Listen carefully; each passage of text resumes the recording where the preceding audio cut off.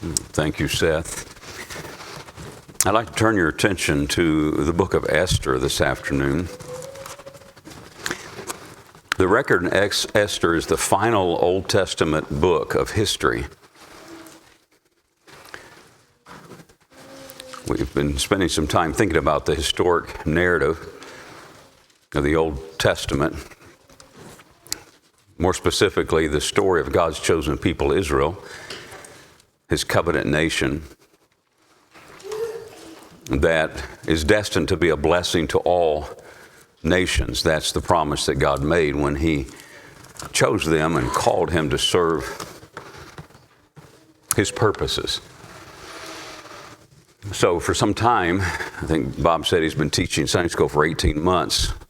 Most of that has been spent in Ezra and Nehemiah, which is the return of the exiles to Jerusalem. God said 70 years of captivity, Babylon, Nebuchadnezzar carried them away. Then the Medo-Persians conquered Babylon. And so Darius and those guys are all Persian guys. And there is a decree that they could return and rebuild the temple. They could rebuild the walls. They could restore worship. And so the end of 2 Chronicles tells us that they're going to be carried away, but there's a promise of their return. The exile was in a three-stage process. The return was in a three-stage process.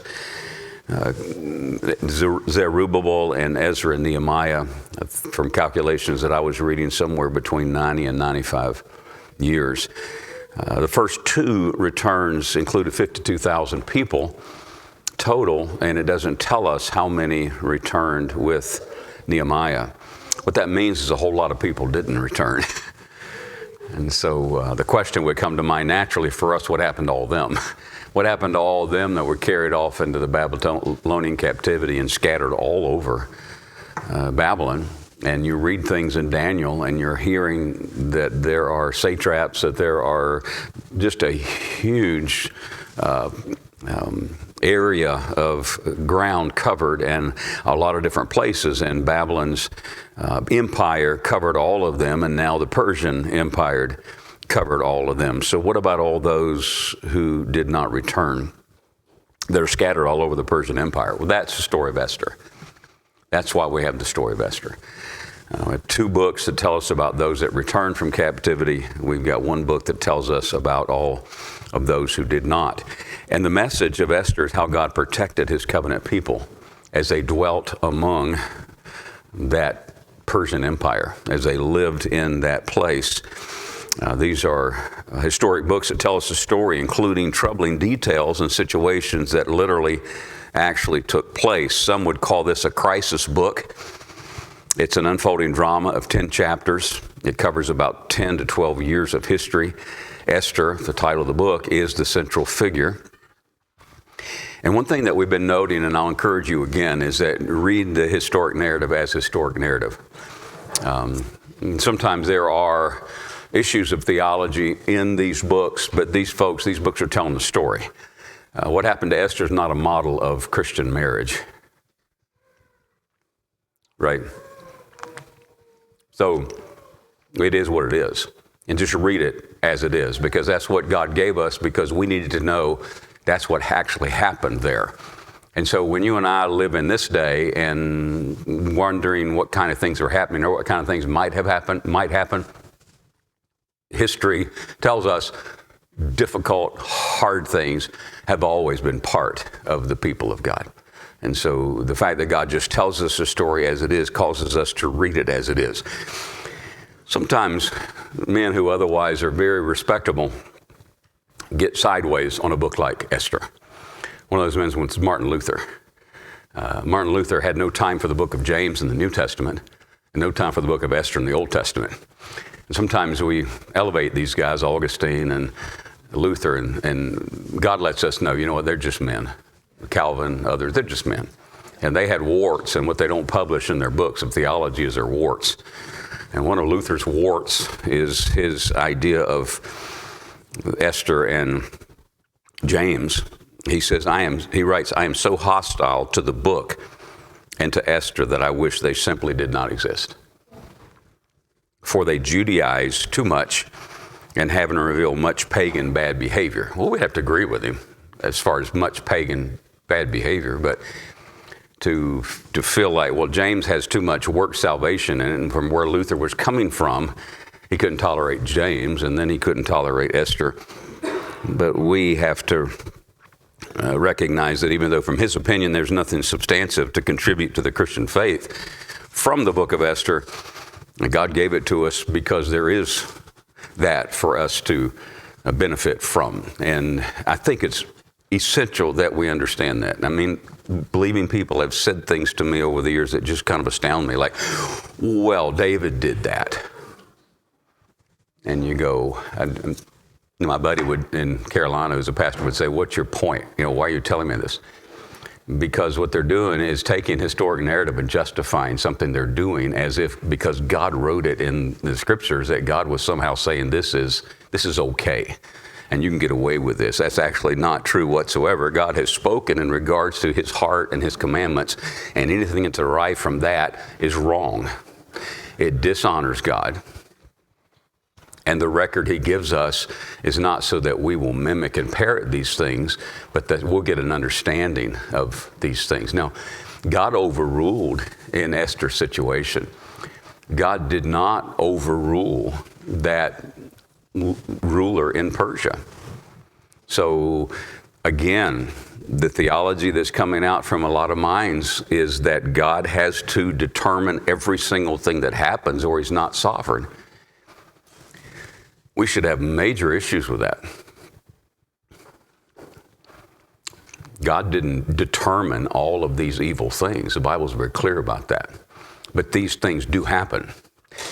God overrules these things. God orchestrates his purposes in spite of these things.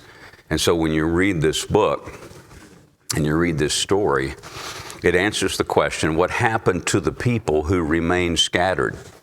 What about God's promise to them? Esther's the only record in the scriptures concerning this. The only thing we know about this is in 10 chapters of Esther. So whatever we need to know, God gave us here. Although in the Bible, there are also parallel situations, the story of Job, the story of Noah, the story of Joseph, the story of Moses, the story of Daniel, the story of the 3 Hebrews. There are parallel stories that would bring out the same focus and emphasis. But this story is answering the question, what happened to the people who remained scattered? What happened?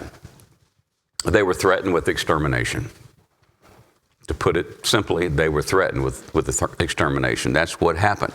How so? Well, that was by Haman the Agagite. Remember King Agag? King Agag, the Agagites. Look at it in Esther chapter number 1. Now it came to pass in the days of Ahasuerus, that's Xerxes. This is Ahasuerus, which reigned from India even unto Ethiopia, over 120 provinces. So you can begin to hear even the Daniel record. I think we're 120 provinces in that testimony governed. That in those days when the king Ahasuerus sat on the throne and of his kingdom, which was in Shushan the palace, that's the capital, in the 3rd year of his reign, he made a feast. There are 10 feasts actually in the book of Esther in those 10 short chapters. He made a feast unto all his princes and servants, the power of Persia and Media, so the Media-Persian kingdom. The nobles and the princes of the provinces being before him. When he showed the riches of his glorious kingdom, this was popular, this is what they did, and the honor of his excellent majesty, many days, even 180 days. What does that mean? That means they partied for 6 months. Okay, that's what they did. And when these days were expired, the king made a feast unto all the people that were present in Shushan the palace, both unto the great and the small. And that went on 7 days in the court of the garden of the king's palace, where were white, green, and blue hangings fastened with cords of fine linen and purple and silver rings and pillars of marble. The beds were of gold and silver upon a pavement of red and blue and white and black and marble. It's extravagance. They gave them drink in vessels of gold. Notice this little parenthesis, the vessels being diverse one from another. and royal wine in abundance according to the state of the king. And the drinking was according to the law. None did compel, for so the king had appointed to all the officers of his house that they should do according to every man's pleasure, whatever they wanted. This is the way he showed his extravagance and his wealth. Also Vashti, the queen, made a feast for the women, not unusual in the royal house which belonged to King Ahasuerus. On the seventh day, when the heart of the king was merry with wine, he commanded Mehuman, Biztha, Harbona, Bigtha, and Abagtha, Zethar, and Carcas, the 7 chamberlains that served in the presence of Ahasuerus the king, to bring Vashti the queen before the king with the crown royal, to show the people and the princess her beauty, for she was fair to look on. Not unusual, but the queen Vashti refused to come at the king's commandment by his chamberlains. Therefore was the king very wroth, and his anger burned in him. Then the king said to the wise men, which knew the times, for so was the king's manner toward all who knew law and judgment, that is, to consult them. And so he speaks of those men, the 7 princes of Persia and Media, which saw the king's face. There were only a few that were allowed direct access to the king. These 7 men were part of that, which sat the first in the kingdom. This was part of the protection. This is part of keeping him aloof from the people. Well, verse 15, what shall we do unto Queen Vashti according to law, because she hath not performed the commandment of the king Ahasuerus by the chamberlains? Memucan answered before the king and the princes, Vashti the queen hath not done wrong to the king only. You can hear the logic, but also to all the princes and all the people that are in all the provinces of King Ahasuerus. For this deed of the queen shall come abroad unto all women. All the other ladies are going to hear about this, so that they shall despise their husbands in their eyes when it shall be reported. And King Ahasuerus commanded Vashti the queen to be brought in before him, but she came not. They're going to broadcast this all over the kingdom. Likewise shall the ladies of Persia and Media say this day unto all the king's princes which have heard of the deed of the queen, thus shall there arise too much contempt and wrath. If it please the king, let there go a royal commandment from him, and let it be written among the laws of the Persians and Medes, which is, as you know, that which cannot be changed, that it be not altered, that Vashti come no more before King Ahasuerus, and let the king give her royal state unto another that is better than she. When the king's decree, which he shall make, shall be published throughout all the empire, his empire, for it is great, all the wives shall give to their husbands honor, both to great and small. On the saying pleased the king and the princes, and the king did according to the word of Memucan. For he sent letters into all the king's provinces, and to every province according to the writing thereof, and to every people after their language. To every man shall bear rule, that every man shall bear rule in his own house, and that it should be published according to the language of every people. And so this satisfied him. The answer they gave satisfied him. He published this. He sent it out. And basically Vashti was removed. She actually stood her ground if he was asking her to do something that was immoral, which many would surmise from all the history and things that you can read of that time. But basically, she's no longer the queen. The time frame, some measure these things out by different pieces and parts of the story. Sometime maybe 4 years or so later, chapter 2 begins, and the king remembers Vashti and what she had done and what he had decreed against her. And so the servants basically say, find some virgins, find some young virgins, bring them to the king, and the king can pick one to replace the queen. Down to verse number 5. Chapter 2, now in Shushan, I'm going to introduce another character. The palace, there was a certain Jew whose name was Mordecai. You're familiar with his name.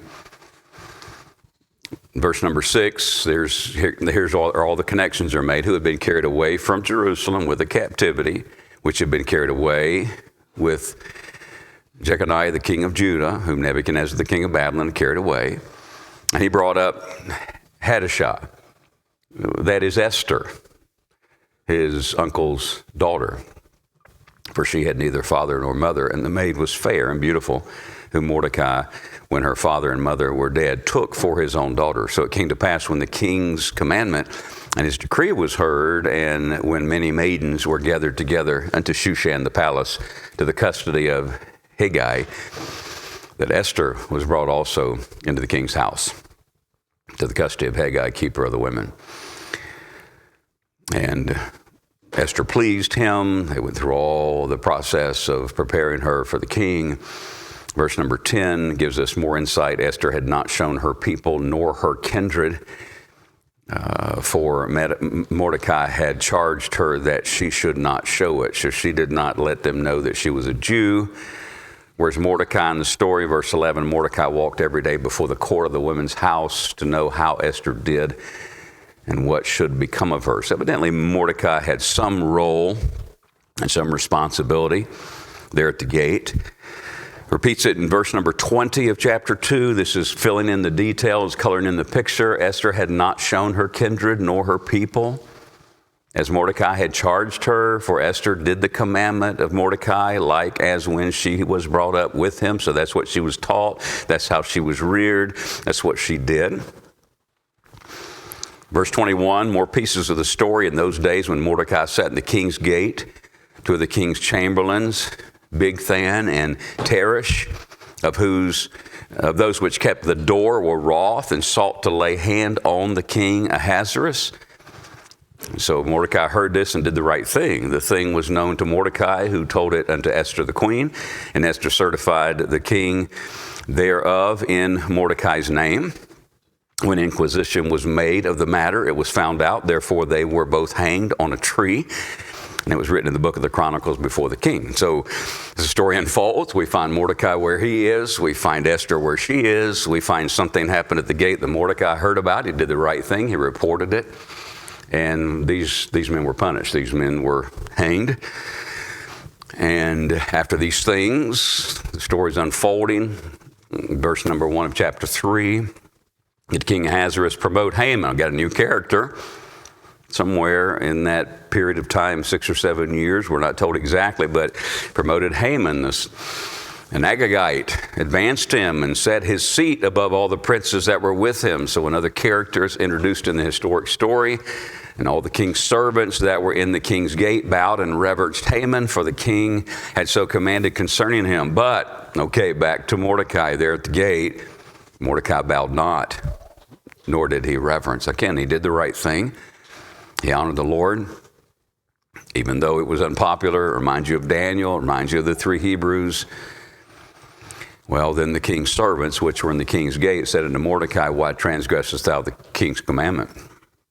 It came to pass when they spake daily unto him, and he hearkened not unto them, they told Haman to see whether Mordecai's matters would stand. For he had told them that he was a Jew. So here we have it. Esther had obeyed, not told her people. They found out Mordecai was a Jew. It's connected with his situation with Haman. When Haman saw, verse 5, that Mordecai bowed not, nor did him reverence, then was Haman full of wrath. And he thought scorn to lay hands on Mordecai alone, for they had shown him the people of Mordecai. So Haman's going to make a bigger deal of this, wherefore Haman sought to destroy all the Jews. This is all the ones that didn't return, that were throughout the whole kingdom of Ahasuerus, even the people of Mordecai. So at this point, the fate of Israel is that they're going to be exterminated. Verse number 7, in the first month, that is the month of Nisan, in the 12th year of King Ahasuerus, they cast pur. Explains to us here that's the lot. They're casting a lot, and they're doing this to figure out when Haman's going to take his revenge on the Jewish people. They did it before Haman from day to day and from month to month to the 12th month. So it's in the first month, and as they're casting the lot, it comes up the 12th month as when this deed is going to take place. Haman said unto King Ahasuerus. So now Haman's taking his issue to the king. There's a certain people scattered abroad, dispersed among the people in all the provinces of thy kingdom, and their laws are diverse from all people. Neither keep they the king's laws. Therefore, it is not for the king's profit to suffer them. Building his case, it pleased the king. Let it be written that they may be destroyed. Okay, the whole issue is he wouldn't bow before Haman. I will pay 10,000 talents of silver to the hands of those that have charge of the business to bring it into the king's treasuries.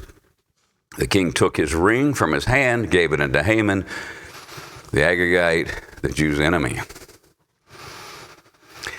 The king said unto Haman, the silver is given to thee, which to my understanding is you can keep your silver, the people also, to do with them as seemeth good to thee.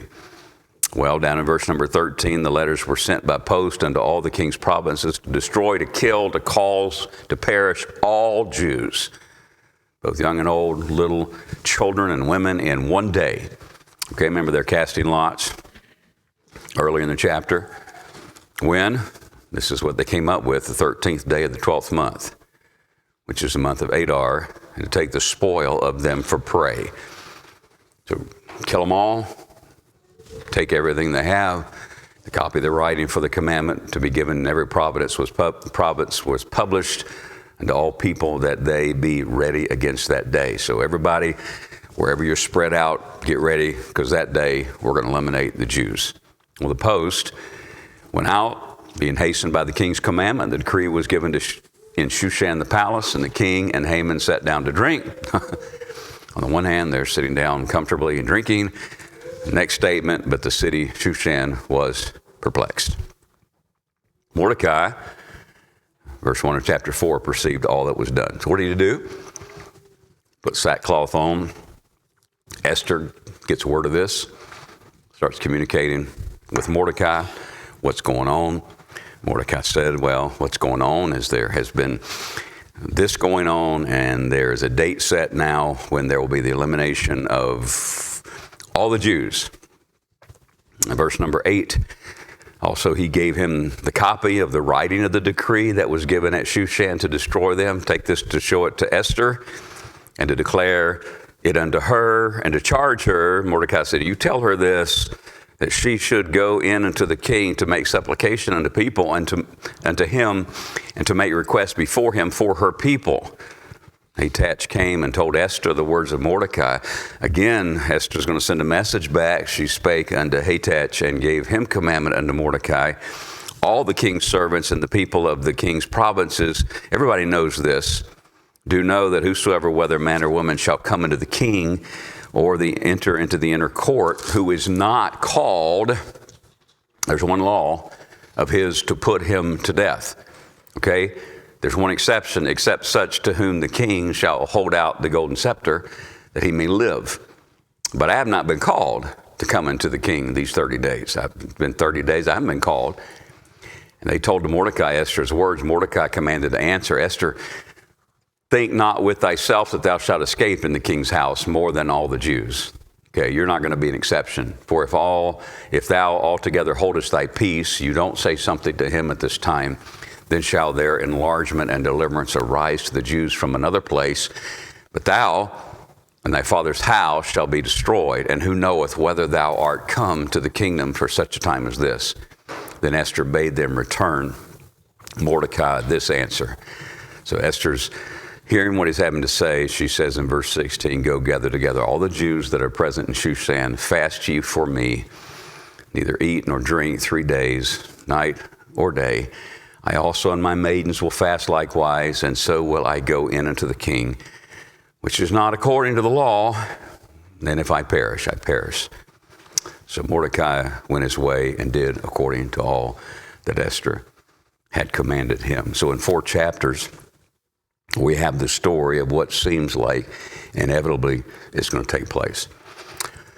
You know, and I know, that despite the fact that it would be very, very much part of what would happen in that day, if the king had not recognized her, they simply would have taken her out and ended her life. Okay, so yes, she responded, you fast for me, I will go, and we'll see what happens, basically.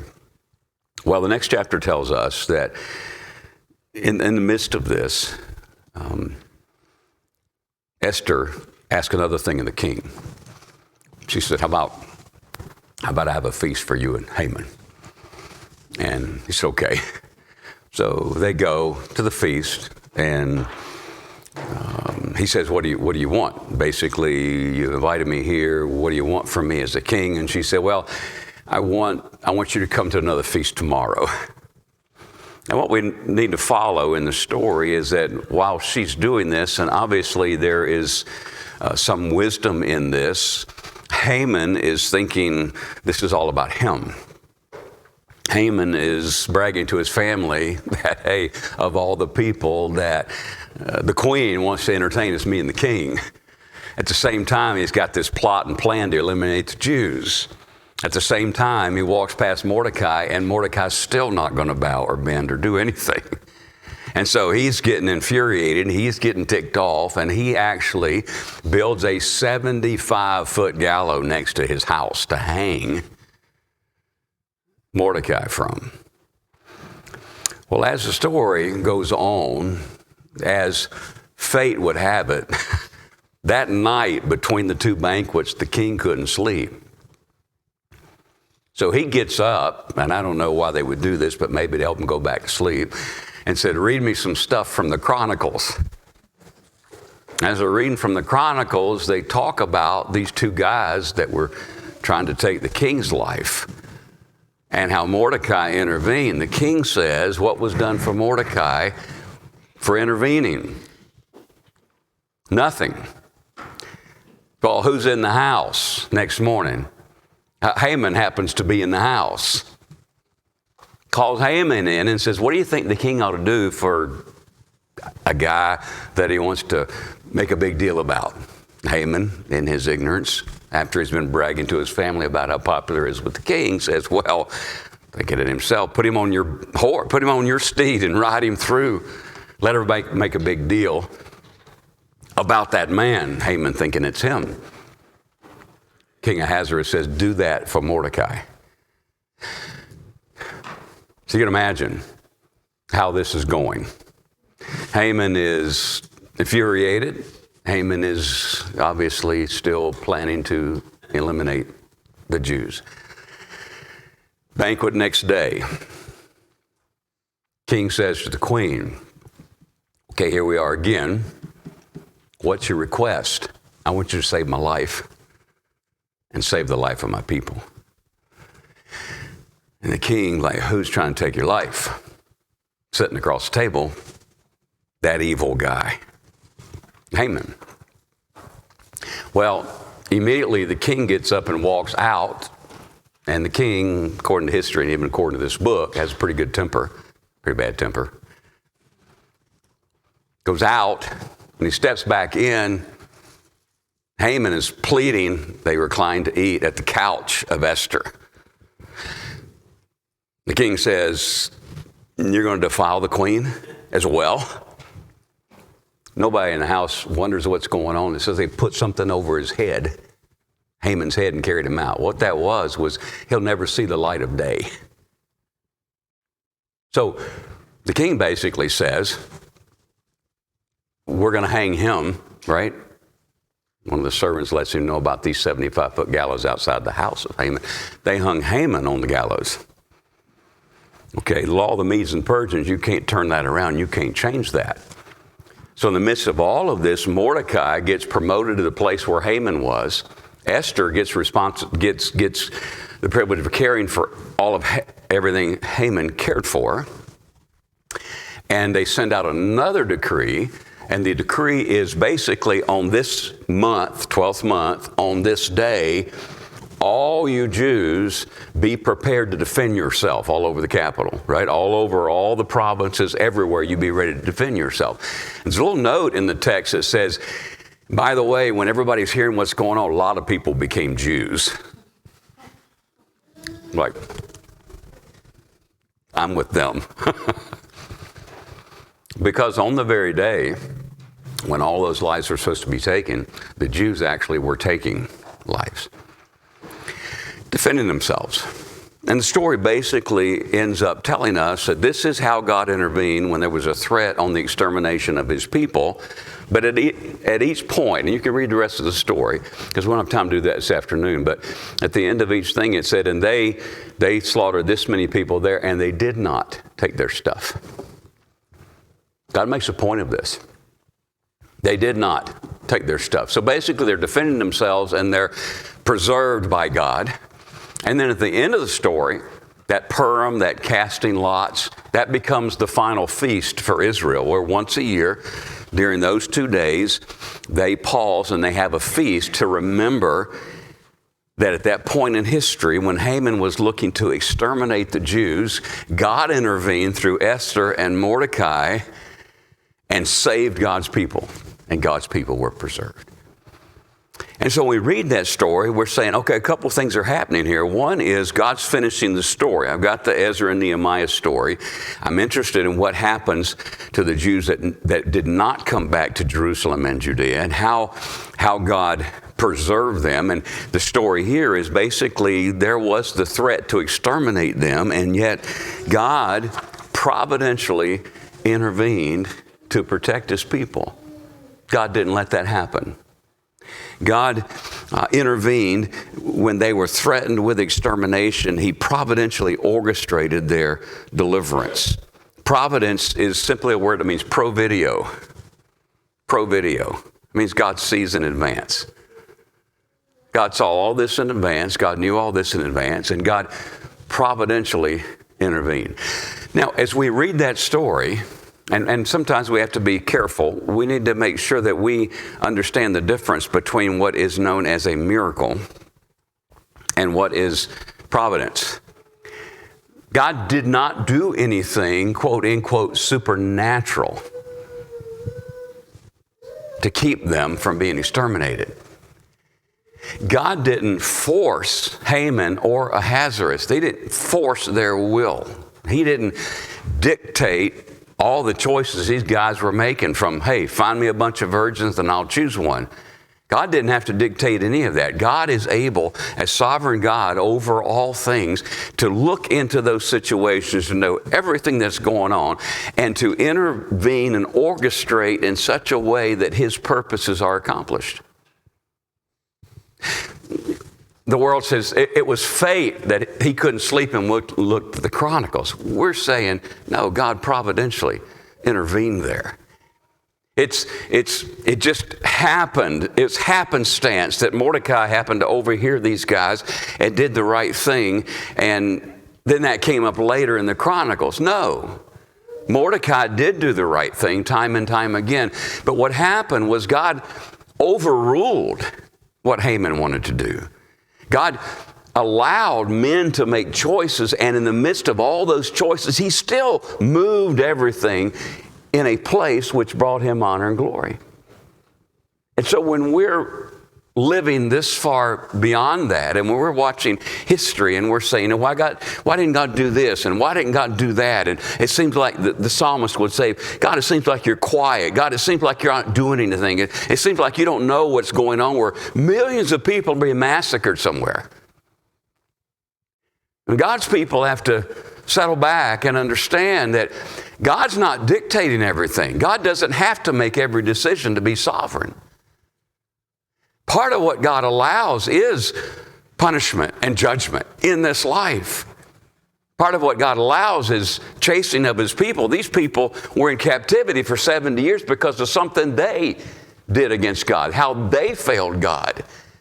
But what we need to understand is when all these pieces and parts, you're saying, well, God should have stopped that before she had to be the king's wife.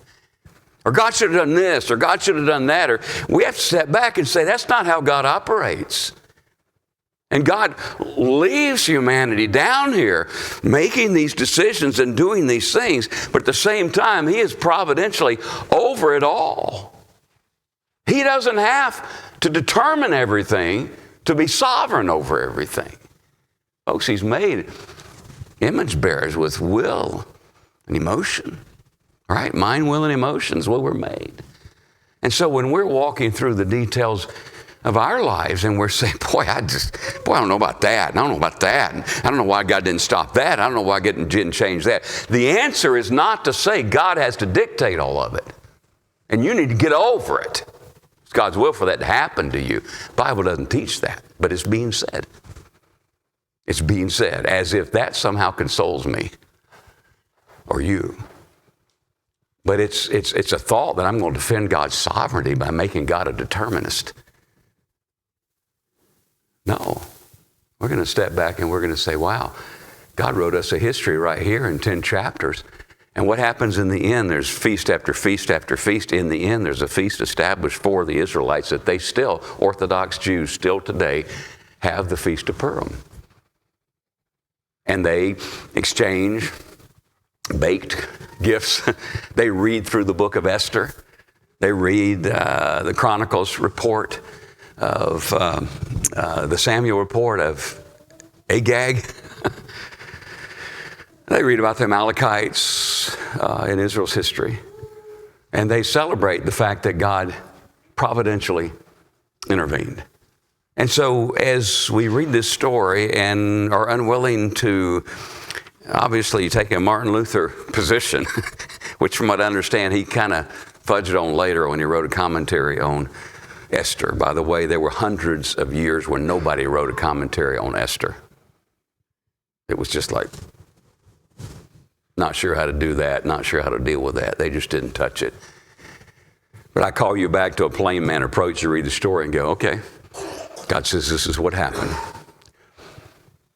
And this is how I orchestrated and overruled and accomplished my purposes. And if you want to know what happened to my people that didn't return to Jerusalem, that didn't turn to Judea, they were threatened with extermination, and I providentially orchestrated their deliverance. Didn't have to send lightning from heaven, didn't have to vaporize anybody. And so is God doing anything today?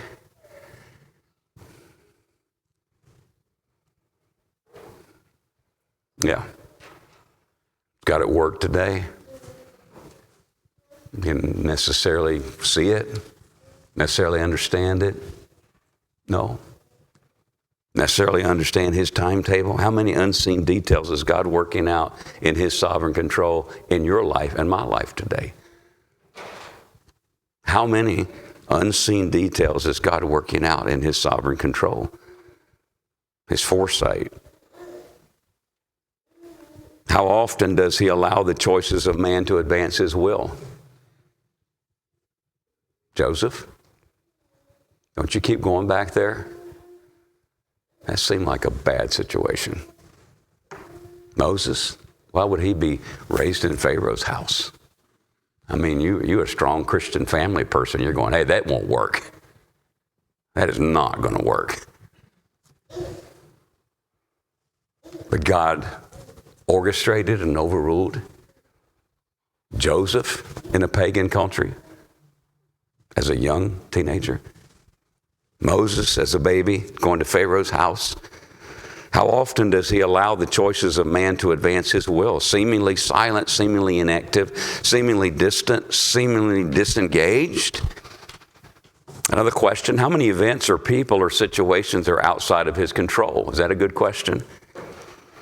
How many unseen details is God working out in his sovereign control? How often does he allow the choices of man to advance his will? And how many events or people or situations are outside of his control? None. He's aware. Even antagonism against him, even the crisis and hardships. No, they're all anticipated by God. He is faithful and should be trusted. You say, where do you go with this? Where would God have us go with this? Would it not be here? He is faithful and should be trusted, right? When I ask, how many unseen details is God working out in his sovereign control? How often does he allow the choices of man to advance his will? And how many events or people or situations are outside of his control?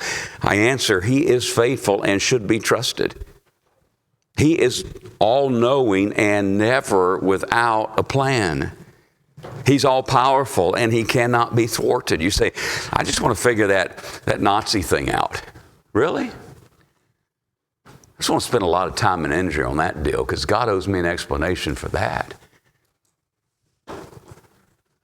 You know, I'm really not disinterested in that. I'm not really disinterested in people. I'm disinterested in spending my energy on something I'm never going to figure out. I got little time in this life.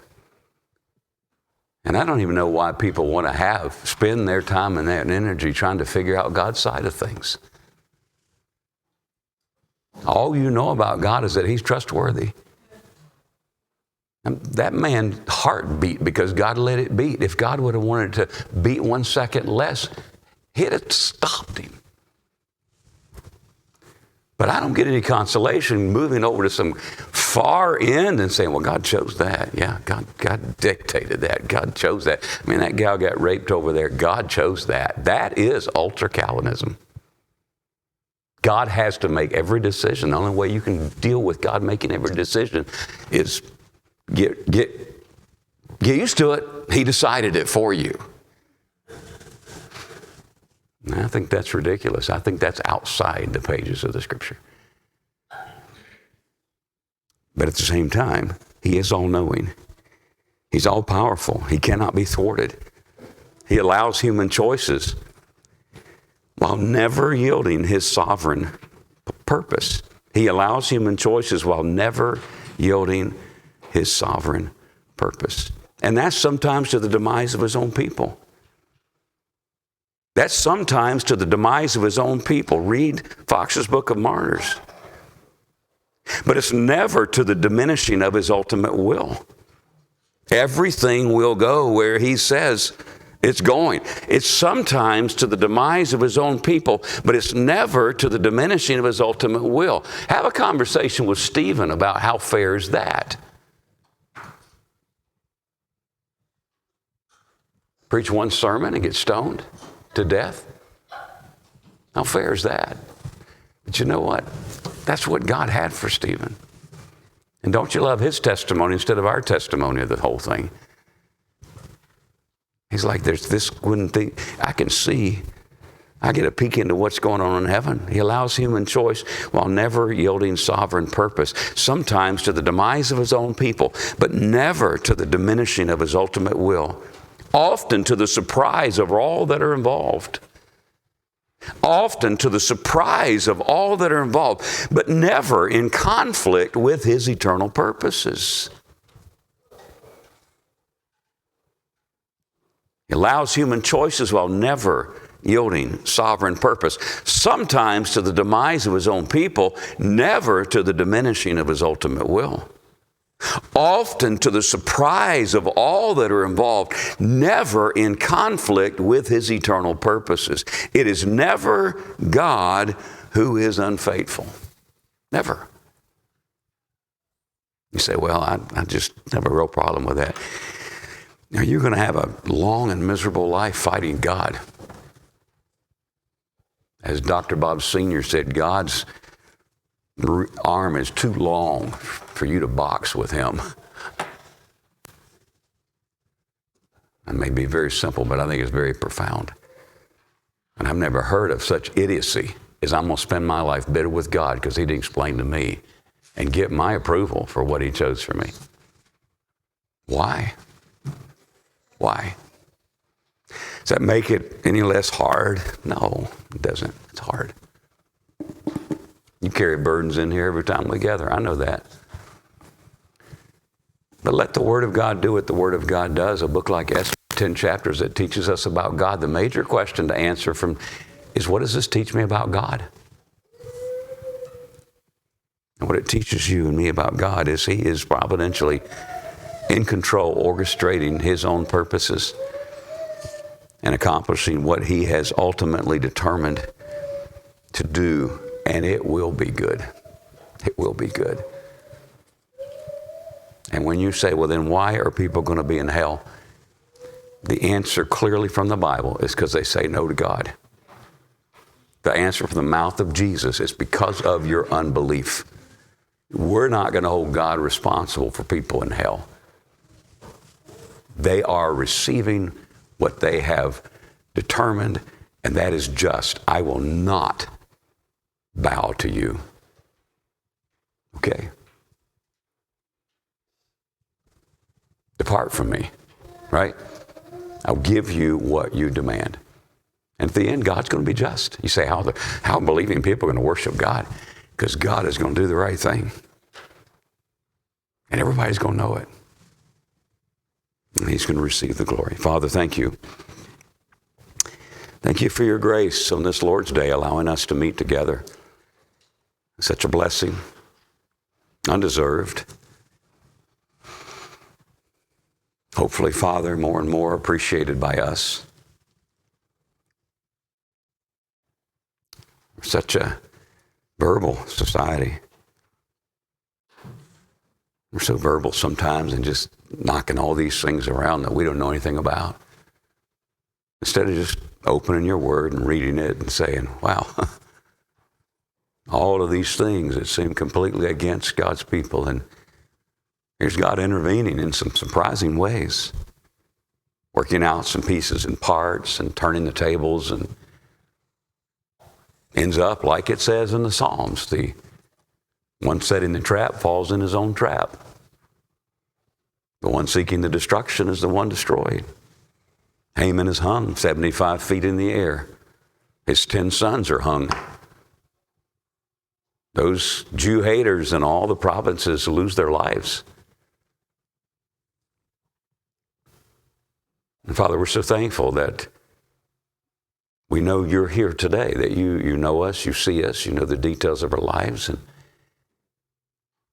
we're so small that we could question you or think that we know better than you. It's just should be beyond our grasp. That we would want anything other than what you've chosen for us would seemingly be something that we would see as utter foolishness. But Father, we also on the human side understand. We understand hurt. We understand how unfair things seem sometimes in the human relationships and the details of life, and how when we want good things and seem to be on path to follow you, those things don't work out. Or when we're trying to do the right thing and people react to us and hurt us. It does cause us to remember how very human we are, how broken we are, how dependent we are. I just pray that you would use what we've heard today from Romans and from Esther to cheer our hearts, make us hungry for this book, that we'll just sit down and read those 10 chapters and go, wow, look what God did. Look at how God took care of his people. And we are your people. So we praise you and thank you. Help us along as we take these things with us in Christ's name. Amen.